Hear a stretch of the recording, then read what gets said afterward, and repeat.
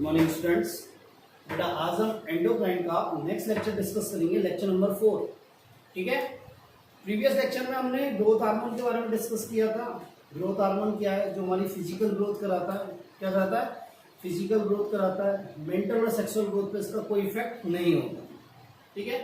Mental और sexual growth के लिए फिजिकल, मेंटल और सेक्सुअल तीनों ग्रोथ के लिए रेस्पॉन्सिबल कौन है? Thyroid hormone. बाकी ओनली फिजिकल ग्रोथ के लिए कौन रेस्पॉन्सिबल है? Growth hormone. ठीक है। तो ग्रोथ हार्मोन किस प्रकार वर्क करता है? क्या करता है? माइटोसिस कराता है, माइटोसिस को इंड्यूस करता है। और क्या करता है? कार्बोहाइड्रेट का ऑक्सीडेशन को क्या करता है? इनहिबिट करता है, प्रोटियोजेनेसिस करता है और लिपोलाइसिस करता है। क्या करता है? लिपोलाइसिस करता है। मेनली माइटोसिस किस में इंड्यूस करता है? बोन में, कार्टिलेज में, सॉफ्ट टिश्यू में, लीवर में, इनमें इन ऑर्गन्स में क्या करता है? ये माइटोसिस को इंड्यूस करता है। कहाँ वर्क करता है? बोन पे, एपिफाइशियल प्लेट पे। जब एपिफाइशियल प्लेट पे ये वर्क करता है तो क्या होता है कि लेंथ, बोन की लेंथ इंक्रीज होती है। जब बोन की लेंथ इंक्रीज होगी, कार्टिलेज की साइज बढ़ेगी और ऑर्गन्स में सेल्स बढ़ेंगी, तो ऑर्गन बल्कि होगा तो क्या होगी? फिजिकल ग्रोथ होगी। क्या होगी बेटा? फिजिकल ग्रोथ होगी। उसके बाद हमने बताया था कि ग्रोथ हार्मोन का हाइपोसिक्रेशन हो जाए तो क्या होगा, हाइपर सिक्रेशन हो जाए तो क्या होगा। तो हाइपर सिक्रेशन यदि चाइल्डहुड में हो जाए तो क्या हो जाएगी? उसकी लेंथ बहुत ज्यादा बढ़ जाएगी। लेंथ 7 to 8 फीट हो जाएगी, मतलब जाइंटिज्म हो जाएगा, गिगेंटिज्म हो जाएगा। ठीक है। यदि एडल्ट स्टेज में हो जाए तो क्या हो जाएगी? एक्रोमेगेली हो जाएगा।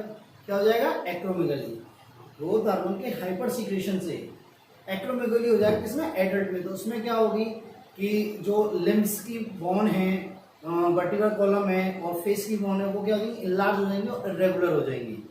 इनलार्ज जाएंगी और इरेगुलर हो जाएंगी। बात क्लियर है? हाइपोसिक्रेशन से क्या होगा बेटा? यदि चाइल्डहुड में हाइपोसिक्रेशन हो जाए तो क्या हो जाएगी? उसकी लेंथ, बच्चे की जो लेंथ है, चिल्ड्रन की जो लेंथ है, चाइल्ड की जो लेंथ है, वो क्या है? कम हो जाएगी। ठीक है। तो उसे क्या बोलते हैं? ड्वार्फिज्म। मतलब वो जो मिडकेट्स होते हैं, मिजेट्स होते हैं, बौने के जो सर्कस के बौने होते हैं, वही तो होते हैं। ठीक है। उनकी लेंथ क्या हो जाएगी? कम हो जाएगी। ठीक है। और क्या होगा? उनकी मेंटल ग्रोथ नॉर्मल होगी, सेक्सुअल ग्रोथ नॉर्मल होगी, पर क्या होगा? सेक्सुअल मैच्योरेशन जो होगा वो थोड़ा सा डिले होगा। यदि एडल्ट में हाइपोसिक्रेशन हो जाए तो क्या हो जाएगा? सीमेंट्स हो जाएगा। क्या हो जाएगा? सीमेंट्स डिजीज हो जाएगी। सीमेंट्स डिजीज में क्या होता है कि जो इंसान होता है ना, वो उम्र से पहले क्या होता है? वृद्ध लगने लगता है, मतलब बुढ़ा लगने लगता है। ये होता है। ठीक है। अब नेक्स्ट डिस्कस करते हैं, आगे का हार्मोन डिस्कस करते हैं। ठीक है। तो हम क्या डिस्कस कर रहे थे? Hormone of anterior pituitary.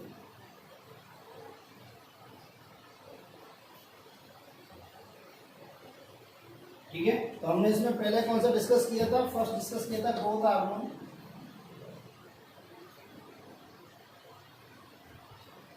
Second ये हमने डिस्कस कर चुके हैं। नेक्स्ट आता है TSH, थायराइड स्टिमुलेटिंग हार्मोन। देखो ना, ये TSH कहां से रिलीज होता है? एंटीरियर पिट्यूटरी से। ये TSH कहां से आता है? एंटीरियर पिट्यूटरी से।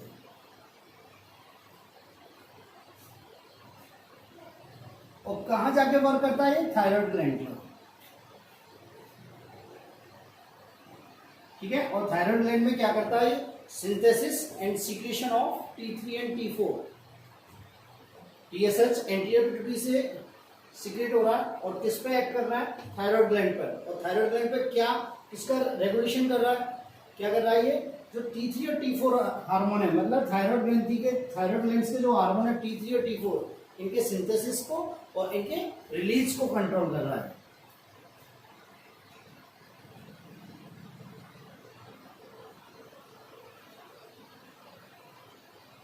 कंट्रोल कर रहा है या रेगुलेट। ठीक है। बात मेरी क्लियर है? देखो, यदि मान लो हमारी बॉडी में T3 एंड T4 का लेवल डाउन हो जाए, T3 और T4 का लेवल कम हो जाए, तो ऐसी कंडीशन में क्या होगा? हाइपोथैलेमस एक्टिव होगा। क्या होगा? हाइपोथैलेमस एक्टिव होगा। और ये हाइपोथैलेमस क्या निकालेगा? TSH RH, thyroid stimulating hormone, releasing hormone, और ये हार्मोन किस पर एक्ट करेगा? एंटीरियर पिट्यूटरी पे।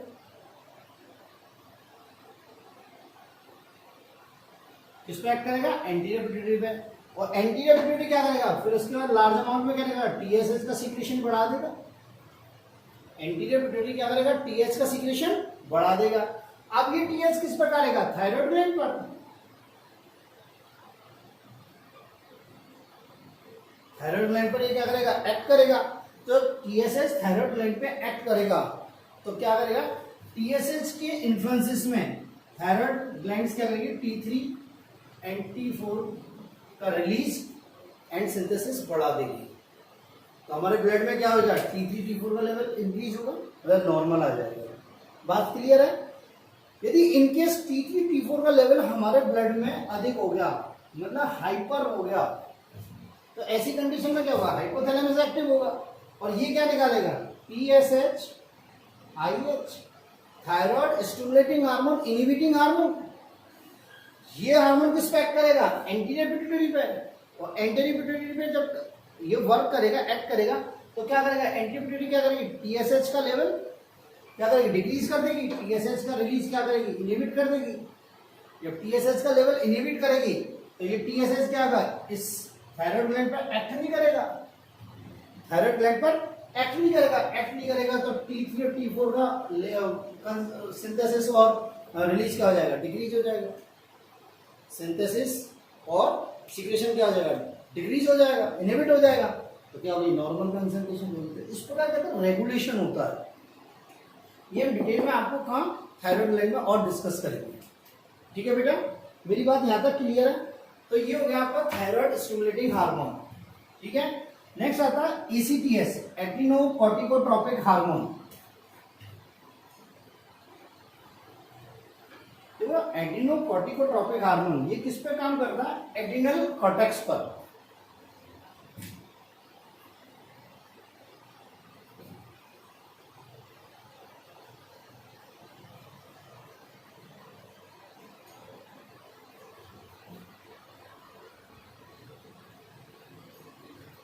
ये कहां से रिलीज हो रहा है? एंटीरियर पिट्यूटरी से। और कहां एक्ट कर रहा है? एड्रिनल कॉर्टेक्स पर।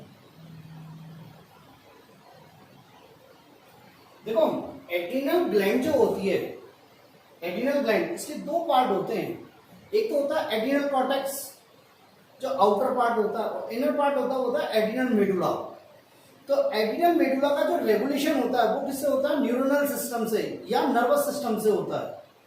और इस एड्रिनल कॉर्टेक्स का जो रेगुलेशन या कंट्रोल होता है वो किससे होता है? ECTS से। किससे होता है? ECTS से। तो ये ECTS किस पे काम कर रहा है? एड्रिनल कॉर्टेक्स पर। और एड्रिनल कॉर्टेक्स से क्या निकलवा रहा है? मिनरलोकॉर्टिकॉइड्स, ग्लूकोकॉर्टिकॉइड्स और सेक्स एंडोजेंस या एंडोजेंस के रिलीज को इंड्यूस कर रहा है, उनकी सिंथेसिस को इंड्यूस कर रहा है। बात क्लियर है? एक्चुअली एड्रिनल कॉर्टेक्स के 3 पार्ट होते हैं। क्या होते हैं? 3 पार्ट्स होते हैं। ठीक है, और वो कौन कौन से हार्मोन रिलीज करते हैं? मिनरलोकॉर्टिकॉइड्स,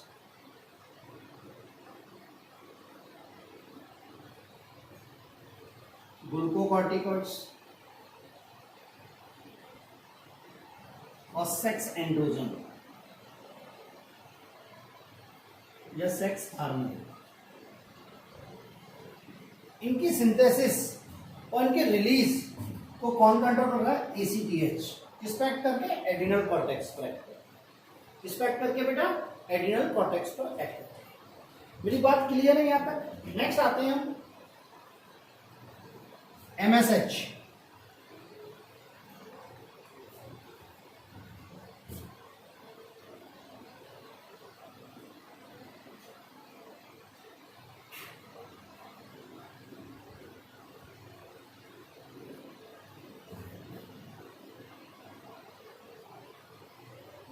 देखो ना, ये MSH जो होता है, MSH जनरली कहां से रिलीज होता है? मिडिल लोब से, पिट्यूटरी ग्लैंड के मिडिल लोब से।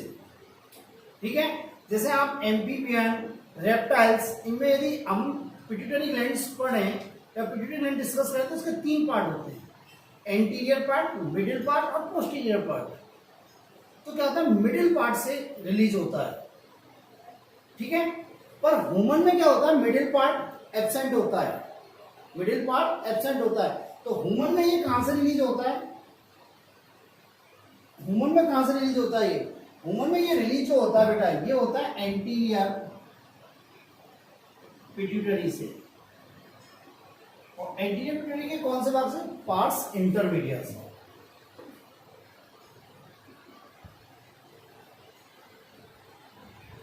किससे, पार्स इंटरमीडिया से। इसलिए इसे क्या होते हैं, इंटरमीडियन भी कहते हैं। क्या कहते हैं बेटा, इंटरमीडियन भी कहते हैं। बात क्लियर है। देखो ये एमएसएच जो होता है, मैंने आपको पहले बताया था कि इंटरमीडिया से सिर्फ एक ही हार्मोन रिलीज होता है, वो कौन सा होता है, एमएसएच। ये एमएसएच किसके लिए रेस्पॉन्सिबल होता है, मेलानिन पिगमेंट के सिंथेसिस के लिए।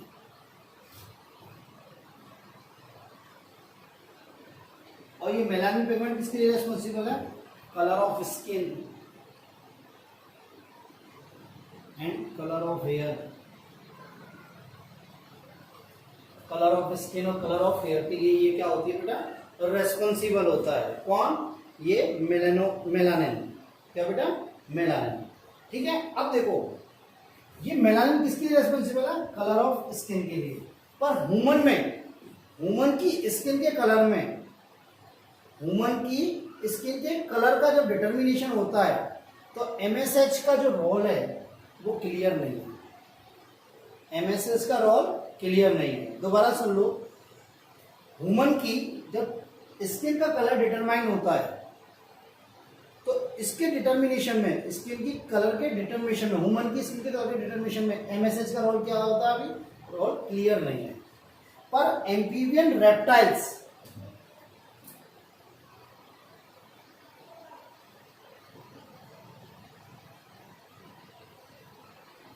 एम्फीबियन रेप्टाइल्स, इनमें क्या होती है, कलर चेंज करने की पावर होती है। ये कलर चेंज कर सकते हैं, अपनी स्किन का कलर चेंज कर सकते हैं, मतलब वो इनमें कैपेसिटी है कि कलर चेंज कर सकते हैं। उसको बोलते हैं मेटाप्रोसेस। और इस मेटाप्रोसेस के लिए कौन रेस्पॉन्सिबल है, एमएसएच। कौन रेस्पॉन्सिबल है, एमएसएच। अगेन देखो, ह्यूमन में एमएसएच कहां से रिलीज होता है, एंटीरियर पिट्यूटरी के पार्स इंटरमीडिया से। बाकी अदर एनिमल्स में किससे होता है, मिडिल लोब से। किससे, मिडिल लोब से।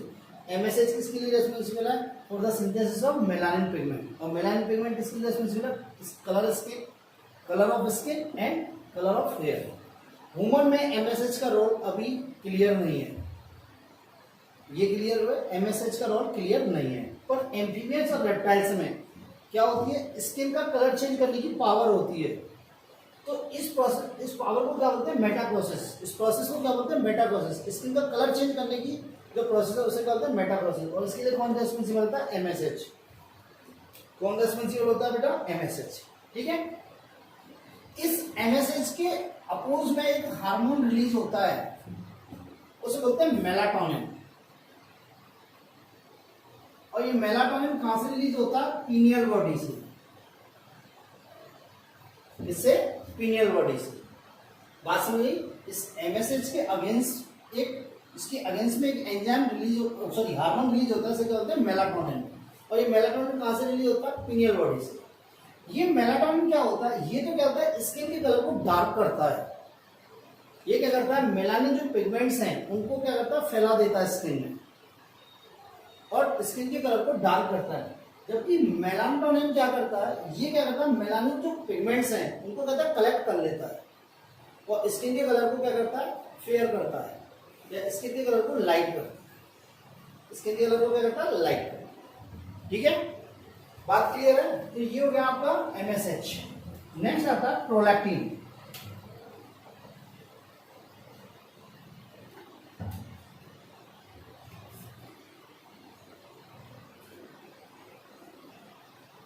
देखो ना, ये प्रोलैक्टिन, प्रोलैक्टिन कहां से रिलीज होता है, एंटीरियर पिट्यूटरी से रिलीज होता है। और ये किसके लिए रेस्पॉन्सिबल है, ये मिल्क सिंथेसिस के लिए रेस्पॉन्सिबल है।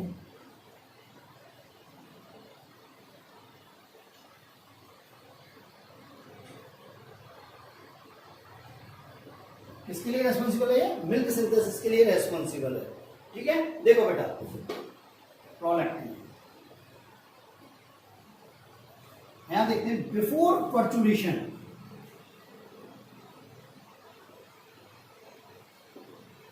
पर्चुरेशन means delivery, child birth, delivery या चाइल्ड बर्थ। बिफोर पर्चुरेशन मतलब हम क्या कह सकते हैं, चाइल्डहुड से कहां तक, एडल्ट स्टेज तक। क्या होता है, फीमेल के ब्लड में PIH, प्रोलैक्टिन इनहिबिटिंग हार्मोन, इसे डोपामाइन भी कहते हैं। इसे क्या बोलते हैं बेटा, डोपामाइन। इसकी कंसंट्रेशन क्या होती है, अधिक होती है।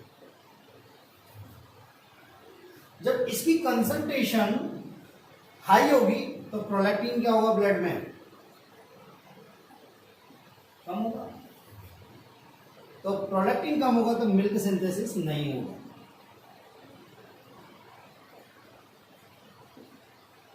मिल्क सिंथेसिस नहीं होगा। पर आफ्टर पर्चुरेशन,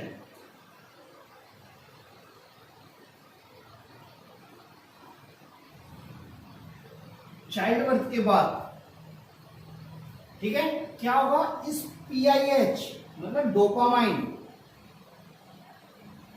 इसका लेवल क्या हो जाएगा, डाउन हो जाएगा। इसका लेवल क्या होगा, इनहिबिट हो जाएगा।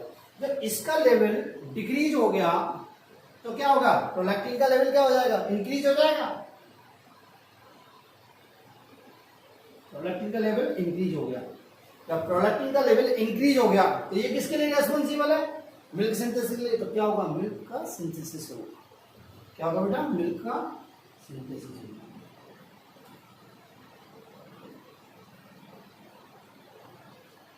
मिल्क का क्या होगा, सिंथेसिस। बात समझ में आई। प्रोलैक्टिन किसके लिए रेस्पॉन्सिबल है, मिल्क सिंथेसिस के लिए। ठीक है, देखो बिफोर पर्चुरेशन मतलब जब बच्चे के जन्म से पहले, माँ की बात कर रहे हैं, जब तक उसकी डिलीवरी नहीं हुई है तब PIH मतलब प्रोलैक्टिन इनहिबिटिंग हार्मोन, उसको डोपामाइन कहते हैं, इसका लेवल क्या होता है, हाई होता है ब्लड में। तो जब इसका लेवल हाई होगा तो प्रोलैक्टिन का लेवल क्या होगा, लो होगा। अब जब लो होगा, ऐसी कंडीशन में मिल्क का सिंथेसिस नहीं होगा। पर जब आफ्टर पर्चुरेशन, डिलीवरी के बाद, चाइल्ड बर्थ के बाद, ठीक है, आफ्टर पर्चुरेशन में चाइल्ड बर्थ, चाइल्ड बर्थ के बाद क्या होगा, इस प्रोलैक्टिन इनहिबिटिंग हार्मोन मतलब डोपामाइन का लेवल क्या हो जाएगा, डिक्रीज हो जाएगा। जब इसका लेवल डिक्रीज हो गया तो प्रोलैक्टिन का लेवल क्या हो जाएगा, इंक्रीज हो जाएगा। प्रोलैक्टिन का लेवल इंक्रीज हो जाएगा। अब हमें पता है जब प्रोलैक्टिन का लेवल इंक्रीज हो गया तो प्रोलैक्टिन किसके लिए रेस्पॉन्सिबल है, मिल्क सिंथेसिस के लिए। तो मिल्क सिंथेसिस होगा। क्या होगा बेटा, मिल्क सिंथेसिस होगा। ठीक है, नेक्स्ट देखें। देखो ना, प्रोलैक्टिन किस पे काम करता है, मेमरी ग्लैंड्स पे। तो मेमरी ग्लैंड्स पे और भी बहुत सारे हार्मोन वर्क करते हैं, तो थोड़ा सा आप देख लीजिए।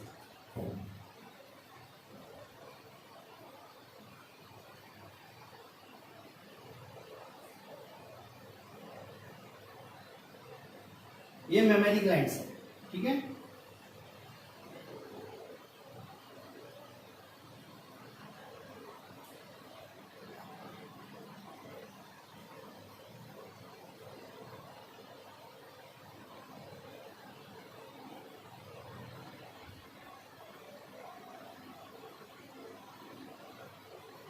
देखो बेटा, ये वाइट पार्ट दिखा है, इसको बोलते हैं एल्वियोलाई। क्या बोलते हैं बेटा, एल्वियोलाई। इसको क्या बोलते हैं, एल्वियोलाई या लोब्यूल्स भी बोलते हैं। और जिसको क्या बोलते हैं, डक्ट। क्या बोलते हैं, डक्ट। और इनके बीच में क्या होती है, जो सेल्स होती हैं ऐसे, इन्हें बोलते हैं मायोएपिथेलियल सेल्स।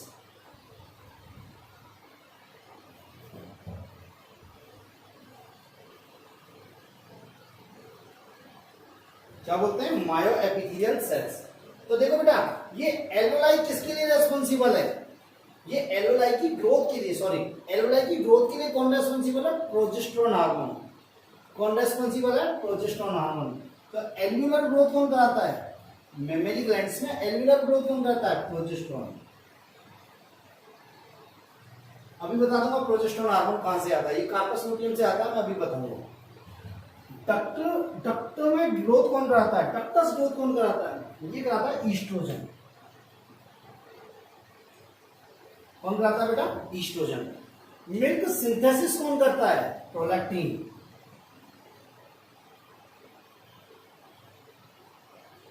मिल्क सिंथेसिस कौन करता है? प्रोलैक्टिन। और मिल्क इजेक्शन कौन करता है? दूध को बाहर कौन निकालता है? इजेक्शन बाहर निकालना।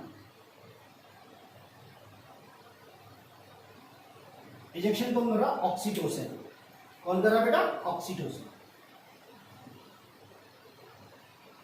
कौन कर रहा? ऑक्सीटोसिन।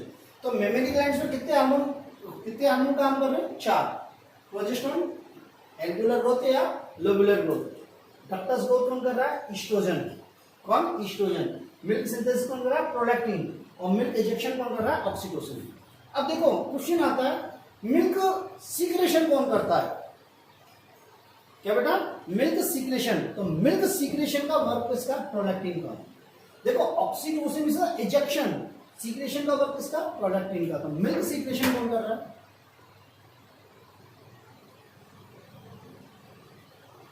प्रोलैक्टिन। कौन कर रहा है? प्रोलैक्टिन। इंपॉर्टेंट लाइन है, इसीलिए मैंने आपको यहां भी बताई है। ठीक है, मिल्क सीक्रेशन कौन कर रहा है? प्रोलैक्टिन। और मिल्क इजेक्शन कौन कर रहा है? ऑक्सीटोसिन। एक्चुअली ऑक्सीटोसिन करता क्या है? ये जो मायोएपिथेलियल सेल्स होती है, उनमें कॉन्ट्रैक्शन करता है। ये मायोएपिथेलियल सेल्स है, एक्चुअली डक्ट के चारों ओर होती है। ये डक्ट के चारों ओर होती है। तो ये मायोएपिथेलियल सेल्स जब कॉन्टैक्ट होती है तो क्या होता है? मिल्क का इजेक्शन होता है। इसकी डिटेल स्टडी हम रिप्रोडक्टिव सिस्टम में पढ़ाएंगे। ठीक है, ह्यूमन रिप्रोडक्टिव सिस्टम पढ़ाएंगे तो हम मेमोरी ग्लैंड्स की डिटेल स्टडी पढ़ाएंगे। ठीक है बेटा, ये होगा आपका प्रोलैक्टिन। इंपॉर्टेंट है प्रोलैक्टिन। ठीक है बेटा। नेक्स्ट आता है एफएसएच। नेक्स्ट आता है एफएसएच, फॉलिकुलर स्टिमुलेटिंग हार्मोन। क्या आता है बेटा? Follicular stimulating hormone.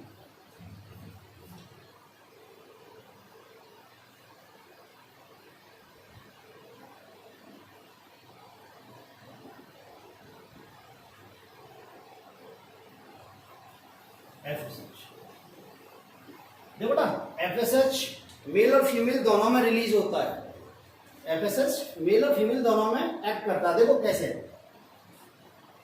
देखते हैं एफएसएच मेल में कैसे एक्ट करता है, फीमेल में कैसे एक्ट करता है।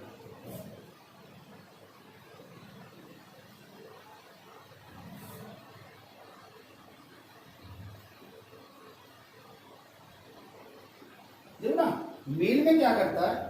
ये जो सेमिनिफेरस ट्यूब्यूल्स होती है, सेमिनिफेरस ट्यूब्यूल्स होती है, उनको क्या करता है? उनका फॉर्मेशन और क्या करता है? उनका मैच्योरेशन। उनका क्या करता है? Formation and maturation. मेरी बात क्लियर हुई है नहीं हुई? कि सेमिनिफेरस ट्यूब्यूल्स जो होती है उनका क्या करता है? ये formation and maturation. Formation and maturation of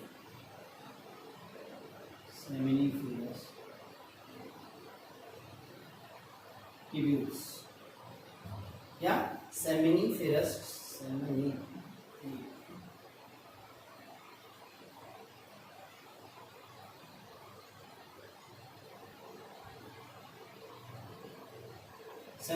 tubules। देखो बेटा, इन seminiferous tubules में क्या होती है? जर्म सेल होती है।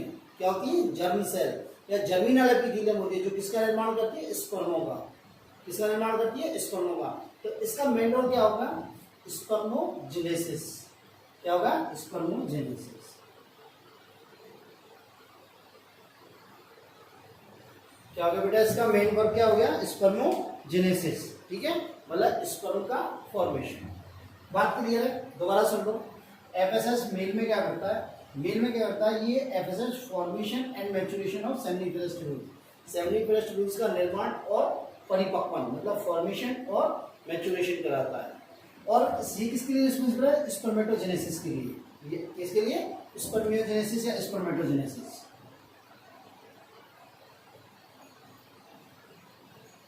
स्पर्मेटोजेनेसिस ये इसका मेन फंक्शन है, स्पर्मेटोजेनेसिस के लिए। ठीक है, एफएसएच क्या करता है? फीमेल में ये क्या करता है? फॉलिकुलर डेवलपमेंट कराता है। क्या कराता है बेटा? Follicular development.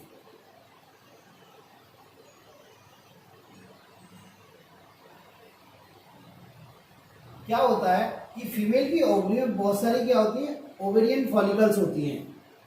बहुत सारी क्या होती है? ओवेरियन फॉलिकल्स होती हैं, इन्हें बोलते हैं ओवेरियन फॉलिकल्स। ठीक है। इन ओवेरियन फॉलिकल्स में से कोई भी एक ओवेरियन फॉलिकल एफएसएच हार्मोन के इन्फ्लुएंसेस में क्या होती है? मैच्योर होती है। उसमें क्या होती है? ग्रोथ होती है, मैच्योरेशन होता है, और वो किसमें कन्वर्ट हो जाती है? ग्राफियन फॉलिकल में। किसमें? Graafian follicle.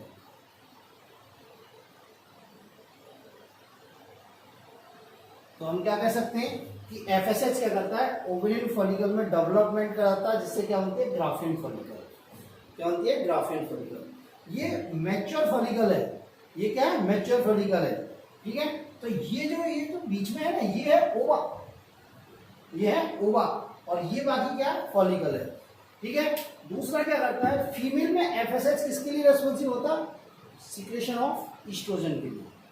Secretion of oestrogen के लिए। और किसके लिए रेस्पॉन्सिबल है? ये क्या करता है? सिक्रेशन ऑफ ईस्ट्रोजन कराता है।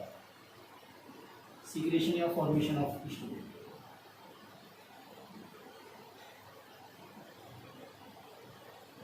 देखो बेटा कैसे एक्चुअली जब फॉलिकुलर डेवलपमेंट होता है, क्या होता है? फॉलिकुलर डेवलपमेंट होता है। इन ओवेरियन फॉलिकल में जैसे जैसे ग्रोथ होती है, तो इनके चारों, इनकी सराउंडिंग में क्या होती है? सेल्स बनती जाती हैं।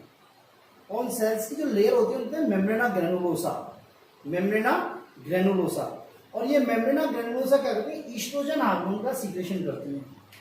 ईस्ट्रोजन हार्मोन का सीक्रेशन करती है। और किसके इन्फ्लुएंसेस में करती है? एफएसएच हार्मोन के इन्फ्लुएंसेस में करती है।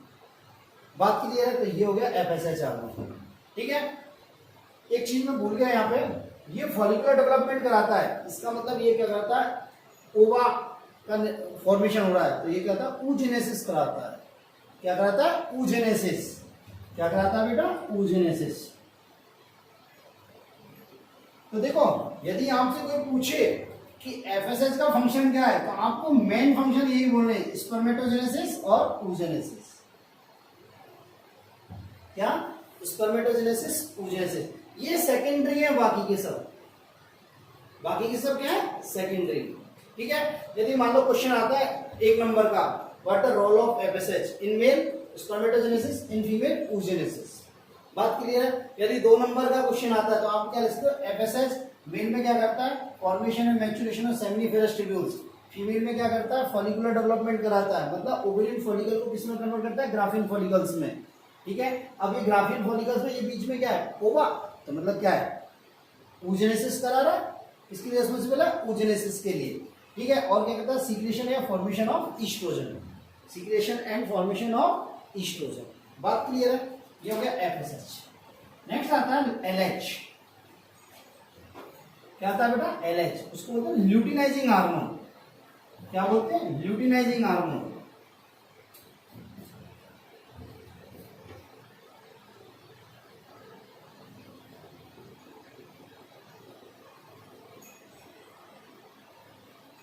Luteinizing hormone. देखो, ल्यूटिनाइजिंग हार्मोन मेल और फीमेल दोनों में क्या क्या एक्शन रखता है? देखो, मेल में एलएच को क्या बोलते हैं? आईसीएसएच। मेल में क्या बोलते हैं? आईसीएसएच, इंटरस्टिशियल सेल स्टिमुलेटिंग हार्मोन। देखो, इसका फंक्शन क्या होता है? देखो, ये एलएच क्या करता है? ये टेस्टिस की लीडिंग सेल्स पर वर्क करता है। टेस्टिस में क्या होती है? स्पेसिफिक सेल्स होती हैं, इंटरस्टिशियल सेल्स होती है, जिन्हें क्या बोलते हैं? Leydig cells. क्या करता है? ये लीडिंग सेल्स पर एक्ट करता है। और ये लीडिंग सेल्स किसके लिए रेस्पॉन्सिबल होती है? टेस्टोस्टेरोन हार्मोन के सीक्रेशन के लिए। किसके लिए? टेस्टोस्टेरोन हार्मोन के सीक्रेशन के लिए। तो इससे क्या होता है? टेस्टोस्टेरोन हार्मोन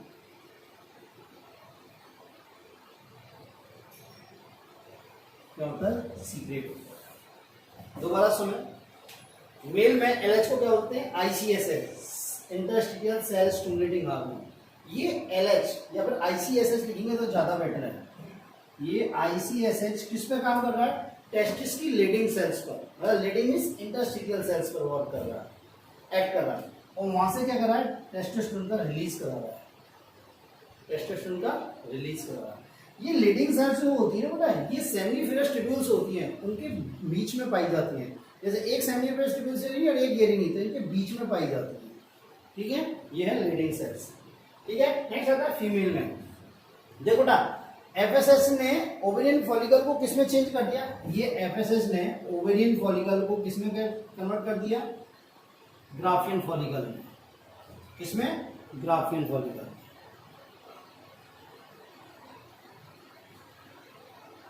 अब ये क्या है, ये ओवा है। अब ये ओवा कब निकलेगा, जब ये ग्राफियन फॉलिकल रैप्चर होगी। क्या करेगी, ग्राफियन फॉलिकल रैप्चर होगी। तो इस ग्राफियन फॉलिकल को रैप्चर करने का वर्क किसका होता है, एलएच का। इसका होता है एलएच का। और ग्राफियन फॉलिकल का रैप्चर होना क्या कराता है, ओवुलेशन। क्या कराता है, ओवुलेशन। तो एलएच क्या कराता है, ओवुलेशन कराता है। क्या कराता है बेटा, ओवुलेशन। और ये कौन कब होता है, एमसी के 14th डेज पर होता है। एमसी के 14th डेज पर क्या होता है, ओवुलेशन होता है। बात मेरी क्लियर है, कोई प्रॉब्लम नहीं होनी चाहिए। नेक्स्ट देखो, अब देखो ये जैसे ये ग्राफियन फॉलिकल है, ये ग्राफियन फॉलिकल, अब ये ग्राफियन फॉलिकल क्या हो गई, रैप्चर हो गई, और ये ओवा क्या आ गया, बाहर आ गया। अब क्या बच गई, सिर्फ ग्राफियन फॉलिकल बच गई विदाउट एग। तो इस ग्राफियन फॉलिकल को क्या बोलते हैं, कार्पस लूटियम।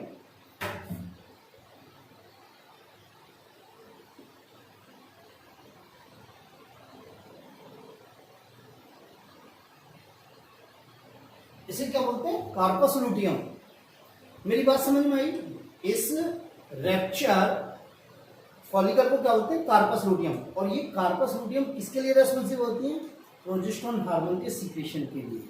किसके लिए, प्रोजेस्टेरोन हार्मोन के सीक्रेशन। इसके लिए प्रोजेस्टेरोन हार्मोन के सीक्रेशन के लिए। तो मेल में क्या करा है, टेस्टोस्टेरोन हार्मोन का सीक्रेशन करा रहा है एलएच। फीमेल में क्या करा रहा है, ओवुलेशन करा रहा है और प्रोजेस्टेरोन हार्मोन का सीक्रेशन करा रहा है। अब देखो बेटा, ये प्रोजेस्टेरोन हार्मोन क्या करता है, ये प्रेगनेंसी को मेंटेन करता है। ये क्या करता है, प्रेगनेंसी को मेंटेन करता है। इस कार्पस लूटियम को बाद में हम जब रिप्रोडक्टिव सिस्टम पढ़ेंगे तो बहुत ज्यादा डिटेल डिस्कस करेंगे। क्या होता है, यदि फर्टिलाइजेशन होता है, यदि फर्टिलाइजेशन होता है, प्रेगनेंसी लगती है, तो ये कार्पस लूटियम 4 मंथ एक्टिव रहती है। 4 मंथ तक एक्टिव रहती है और प्रोजेस्टेरोन रिलीज करती है। क्योंकि 4 मंथ के बाद ही, 4 मंथ में ही क्या करता है, प्लेसेंटा बनता है। 4 मंथ, फर्स्ट 4 मंथ तो क्या करते हैं, ये प्रेगनेंसी को मेंटेन करती है प्रोजेस्टेरोन रिलीज करके। बाद में कौन करता है, प्लेसेंटा। ठीक है, यदि प्रेगनेंसी नहीं लगती, यदि प्रेगनेंसी नहीं लगती, फर्टिलाइजेशन नहीं होता, तो ये कार्पस लूटियम कितने दिन तक एक्टिव रहती है, 7 डेज तक। कितने दिन तक, 7 डेज तक। और 7 डेज तक प्रोजेस्टेरोन रिलीज करती है। और ये प्रोजेस्टेरोन 7 डेज तक क्या करता है, एंडोमेट्रियम को मेंटेन करता है। ये अपन मेंस्ट्रुअल साइकिल पढ़ाएंगे जब आपको ये डिस्कस करेंगे। बात क्लियर है। नेक्स्ट देखो, एलएच और एफएसएच, एलएच प्लस एफएसएच, इनको दोनों को कंबाइन फॉर्म में क्या होते हैं, गोनाडोट्रोपिन। क्या बोलते हैं कंबाइन फॉर्म में, गोनाडोट्रोपिन हार्मोन। क्या बोलते हैं बेटा, गोनाडोट्रोपिन हार्मोन। बात समझ में आई। तो ये है आपका anterior pituitary hormone, sorry anterior pituitary के हार्मोन है। बात क्लियर। यदि कोई प्रॉब्लम है तो आप मुझसे डिस्कस कर सकते हैं, आप मुझसे मैसेज कर सकते हैं या कॉल कर सकते हैं। देखो बेटा, ये थोड़ी सी डिटेल है पर आपके ओवरऑल पूरी लाइफ में काम आने वाली चीज है। आपको ये हर जगह पढ़नी पड़ेगी। और ये चैप्टर ऐसा है, एंडोक्राइन सिस्टम, जो आपको लपेट के पढ़ना पड़ेगा। आपको ये जो एफएसएच, एलएच, ठीक है, हार्मोन जो बताएं, ये आपको रिप्रोडक्टिव सिस्टम में बहुत ज्यादा यूज काम में आएंगे। जब मैं रिप्रोडक्टिव सिस्टम पढ़ाऊंगा, यही की यही मैं दोबारा पढ़ाऊंगा, पर वहां पे मैं आपको बहुत ज्यादा डिटेल में पढ़ाऊंगा। बात क्लियर है, ठीक है, थैंक यू।